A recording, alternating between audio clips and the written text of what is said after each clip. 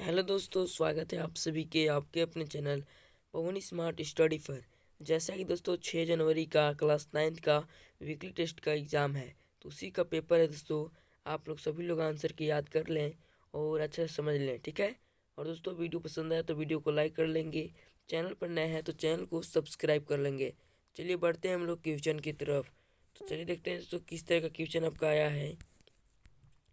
देखिए दोस्तों section A में देख लीजिए क्या है कि 90 से 110 समूह का वर्ग चिन्ह क्या होगा। ठीक है, वर्ग चिन्ह बराबर क्या होता है, तो ऊपरी सीमा में प्लस निम्न सीमा और बटा में 2, यानी कि 110 है ऊपरी सीमा और निचली सीमा कितना है 90 है। जोड़ देंगे और 2 से भागा देंगे, कितना हो जाएगा 200 बटा 2 हो जाएगा। भागा देने पर 100 हो जाएगा, होगा ना दोस्तों। इसलिए ऑप्शन नंबर हो जाएगा बी। ठीक है, चलिए दूसरा नंबर देखते हैं।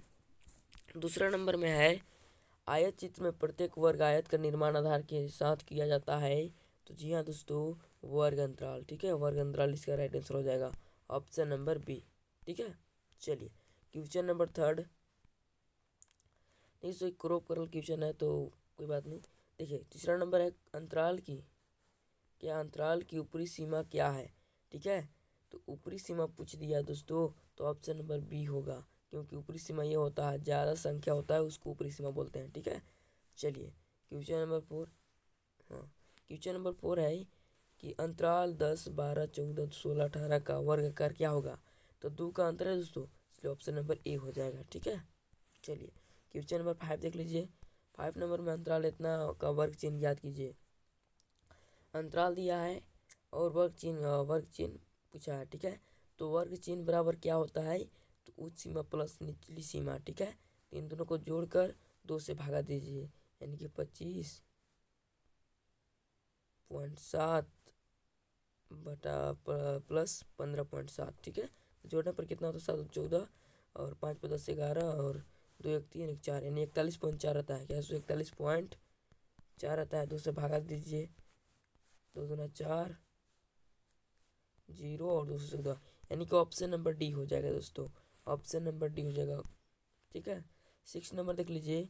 वर्ग अंतराल इतना का मध्य बिंदु है, मध्य बिंदु पूछ दिया, तो ऑप्शन नंबर ए हो जाएगा। कैसे दोस्तों, तो इन दोनों को जोड़िए, इन दोनों को जोड़कर और 2 से भागा दे दीजिए तो आपका आंसर आ जाएगा। ठीक है, चलिए आगे बढ़ते हैं। Question number 7। क्वेश्चन नंबर 7 दिया है कि अंतराल 15 से 20 का वर्ग आकार क्या होगा। ठीक है, वर्ग आकार पूछ दिया, तो याद रखिएगा दोस्तों उच्च सीमा माइनस निम्न सीमा होता है, यानी कि 20 में से अगर हम 15 को माइनस करते हैं तो 5 बचता है। ठीक है, यानी कि ऑप्शन नंबर ए हो जाएगा। ठीक है, 8 नंबर देख लीजिए। वर्ग इतना 37 से 43 की निचली सीमा वर्ग सीमा क्या है। तो याद रखिएगा जो छोटा होता है उसको निचली बोलते हैं, यानी 37 इसका राइट आंसर हो जाएगा ऑप्शन नंबर ए। क्या दोस्तों, ऑप्शन नंबर ए हो जाएगा। चलिए 9 10 देख लेते हैं। देख लीजिए इंग्लिश दिया था। चलिए हाँ, क्या है दोस्तों कि एक बार ग्राफ में यदि 1 सेंटीमीटर 30 किलोमीटर का प्रतिनिधित्व करता है, तो 75 किलोमीटर का प्रतिनिधित्व करने के लिए बार की लंबाई आवश्यकता होती है दोस्तों। तो याद रखिएगा दोस्तों क्वेश्चन नंबर 9 का राइट आंसर हो जाएगा ऑप्शन नंबर बी, 2.5 सेंटीमीटर। ठीक है, एक ग्राफ बनाना पड़ेगा।